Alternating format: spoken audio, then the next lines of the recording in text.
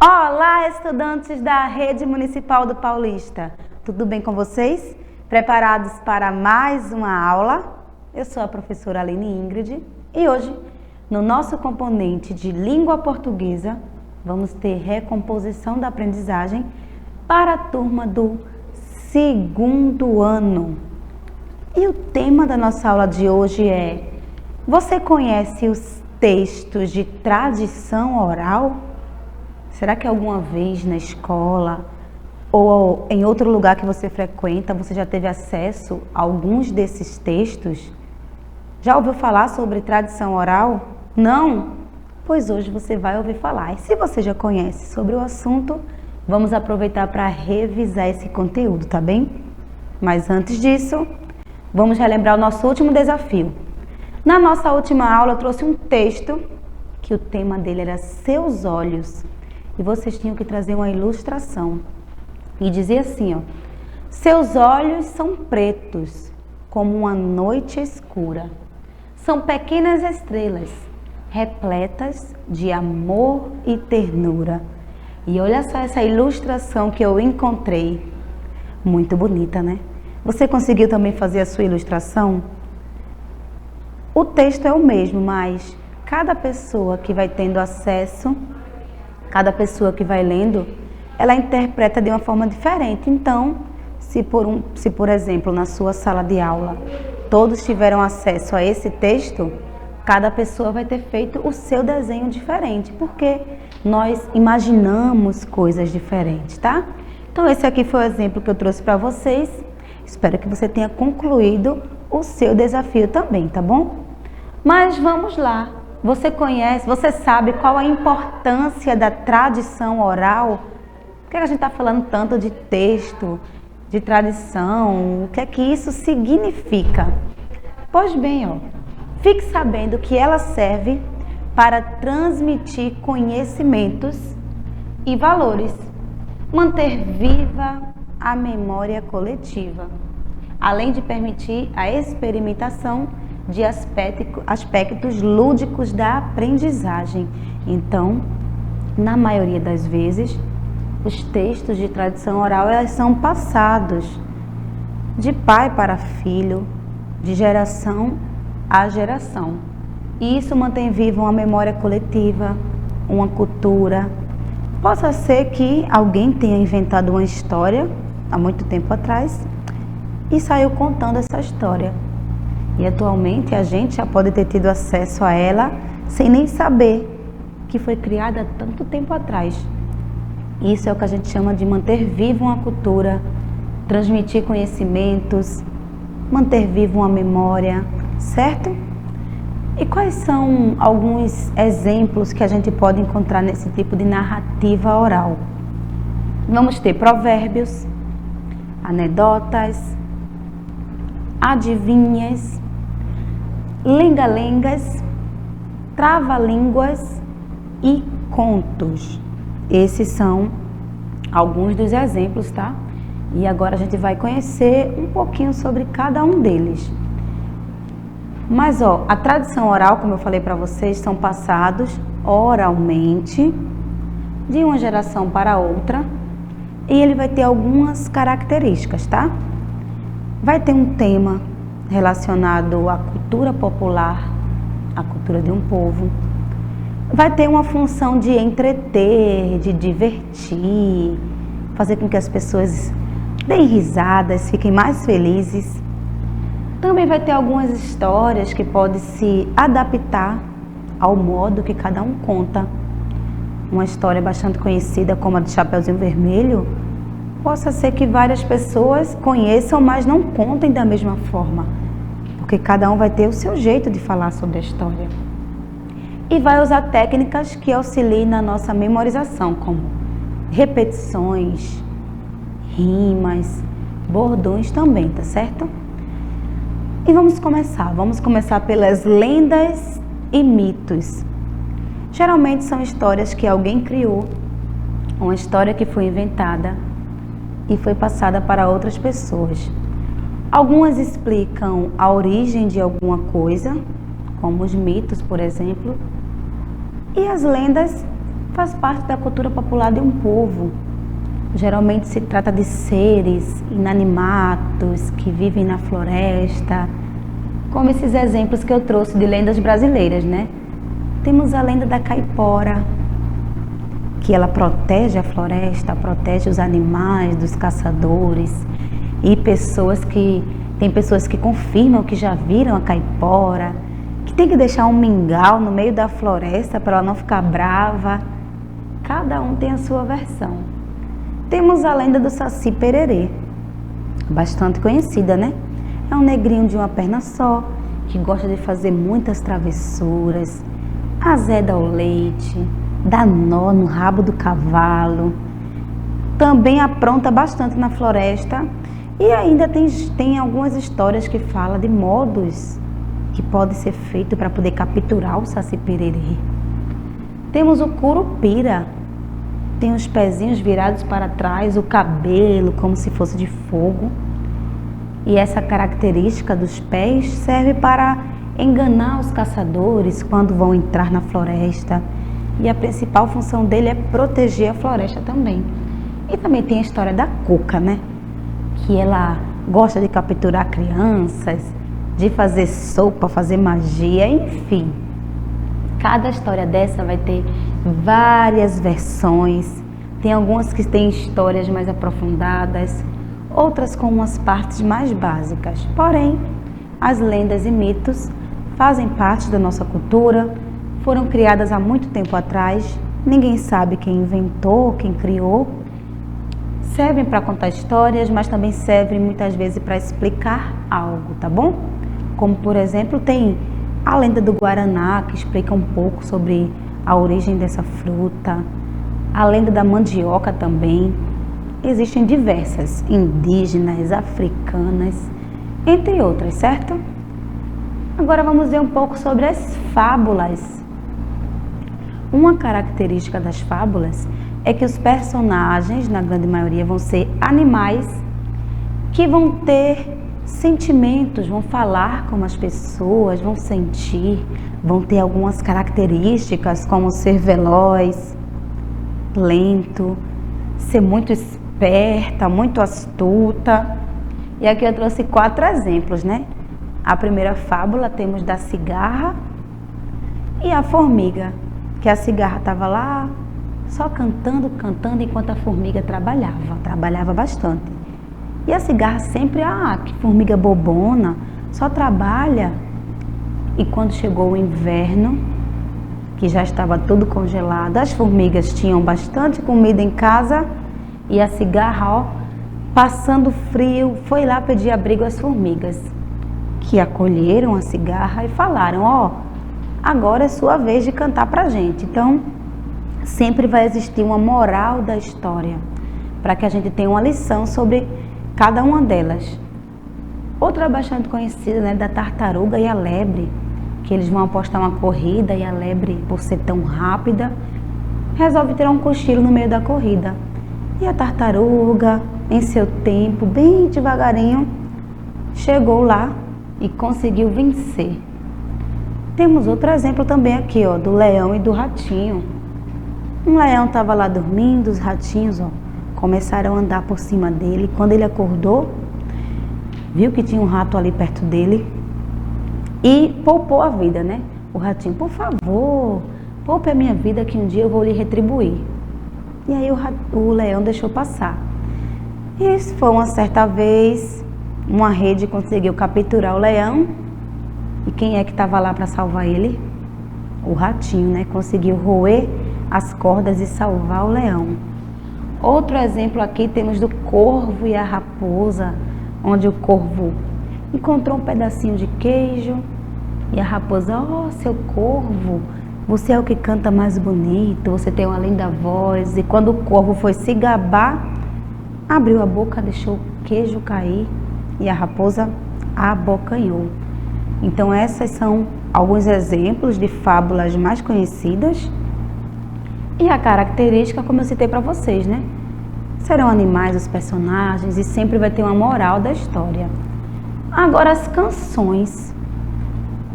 Será que se eu colocar aqui na tela algum animal Você vai lembrar de uma canção que tenha esse animal? Então vamos ver. Primeiro eu tenho aqui o cravo e a rosa. Será que tem alguma canção bem antiga que você lembre? As canções, geralmente, é a nossa mamãe, a nossa vovó que canta pra gente, a gente acaba aprendendo. Atualmente existem diversas canções que vão surgindo, novos personagens, porém, sempre tem aquela canção mais tradicional. Nesse caso aqui, é a história que o cravo brigou com a rosa debaixo de uma sacada. O cravo saiu ferido e a rosa despedaçada. Vamos ver mais um animal que vai chegar aqui para você entoar uma canção. Um sapo. Será que existe alguma canção que tenha a palavra sapo? Tem várias, né? Temos sapo, cururu, na beira do rio. Tem outras também, O sapo não lava o pé, não lava porque não quer, entre outras. Vamos ver mais. Borboleta, borboletinha. Você lembra de alguma música que tenha borboletinha? Borboletinha está na cozinha fazendo chocolate para a madrinha. Eu gosto bastante dessa porque dá pra gente brincar muito. Mais uma. Barata. Tem alguma música com barata? Existe sim, né? Aquela que a barata diz que tem 7 saias de filó, mas que é mentira da barata. Ela tem uma só. Vamos ver se tem outro aqui. Minhoca. Você conhece alguma música com a palavra minhoca? Tem, né? Minhoca, minhoca, me dá uma beijoca. E temos aí alguns índiozinhos. Tem diversas músicas, né? Mas tem uma muito conhecida, né? Que é 1, 2, 3 índiozinhos, 4, 5, 6 índiozinhos. E aí a gente já consegue aprender muito a contar, a entender a sequência dos números, utilizando apenas algumas canções, né? Muito interessante. E geralmente quando a criança vai dormir, a mamãe gosta de balançar, cantar um pouquinho para ela. E na escola a gente também aprende várias canções, não é isso? Agora eu tenho aqui um conto popular. A própria palavra já diz, né?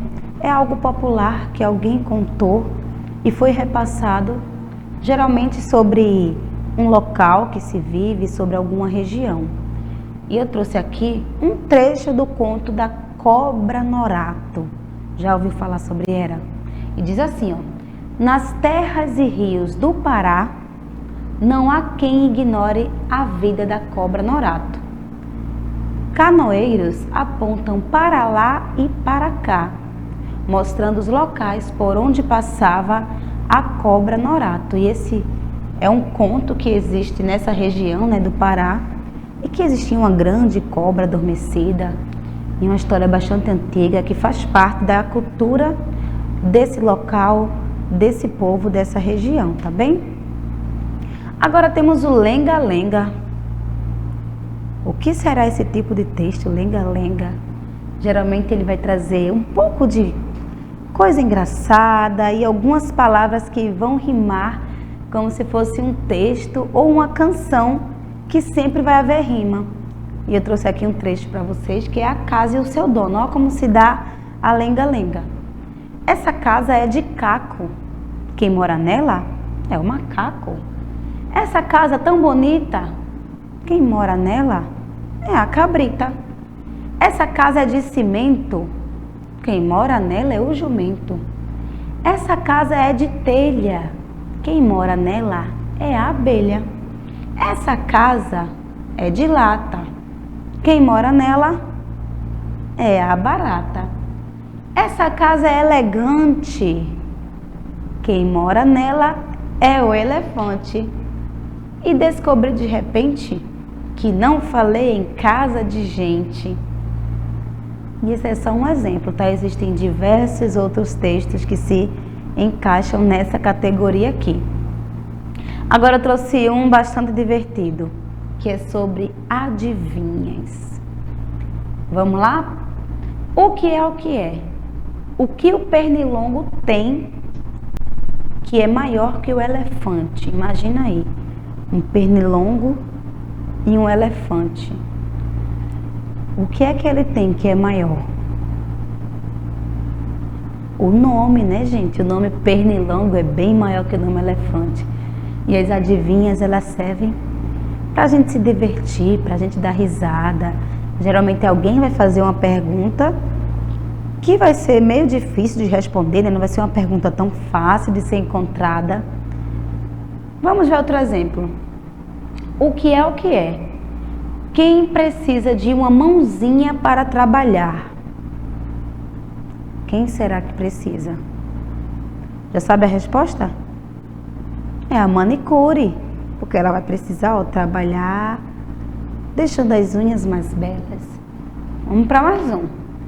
O que é o que é? O que é que se compra para comer, mas não se come? Se compra para comer, mas não se come. Você já sabe a resposta? Já posso falar?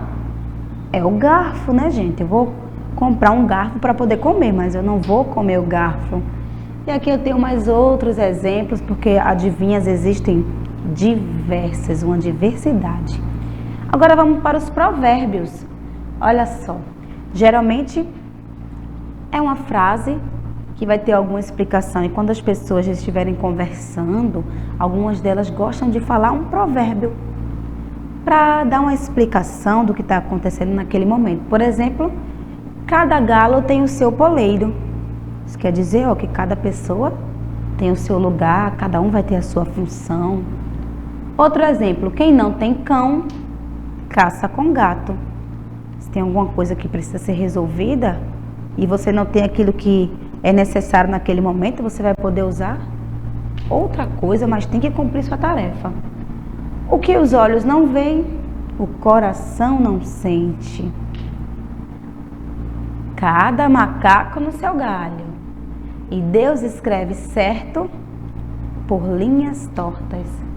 E casa de ferreiro, espeto de pau. São só alguns exemplos, tá? Antigamente as pessoas usavam mais provérbios. Hoje em dia a gente não vê tanta pessoas que usam em suas conversas. Outro exemplo aqui é o trava-línguas. Trava-línguas. São palavras, são textos que a gente tem que falar rapidamente, mas não pode enrolar a língua, confundir palavras. Por isso que o nome dele é trava-línguas. Geralmente vão usar palavras ou sílabas em que você se complica um pouco. Vamos ver aqui, tem um. Sabia que a mãe do sabiá, sabia que o sabiá sabe assobiar? Essa deu para falar porque foi devagar, né? Agora vamos tentar rápido. Sabia que a mãe do sabiá sabia... Já errei. Já troquei a palavra. Vamos ver outro aqui, No vaso tinha uma aranha e uma rã. A rã, arranha. A aranha, arranha, a rã. Será que a gente consegue dizer bem rápido? No vaso tinha uma aranha e uma rã. A rã, arranha, arranha. Sou péssima em trava-línguas. Também existem vários outros modelos, tá? Para você poder se divertir com as palavras. Temos também os provérbios, citados de outras formas. A gente viu aqui, provérbios mais populares. E tem provérbios bíblicos também, que geralmente são histórias contadas para ensinar alguma coisa. Por exemplo, aqui é a parábola da ovelha perdida, né? Um pastor tinha 100 ovelhas, uma ovelha se perdeu e aí ele deixou as 99, foi atrás daquela ovelha, resgatou e trouxe para casa. E aí a gente aprende com isso, que Deus não quer perder nenhum dos seus filhos, está sempre disposto a ir atrás, a lutar e a nos ajudar. Agora vamos para o nosso desafio, né? Eu quero que você pesquise um exemplo de adivinha. Eu falei alguns exemplos aqui para vocês, mas quero que você pesquise ou pergunte aí aos seus pais, aos seus familiares, uma adivinha. Anota, leva para a escola e faz esse desafio com seus amigos para ver se eles conseguem responder, tá bom? Essa foi nossa aula de hoje. Eu espero que você tenha gostado e te espero em uma próxima aula.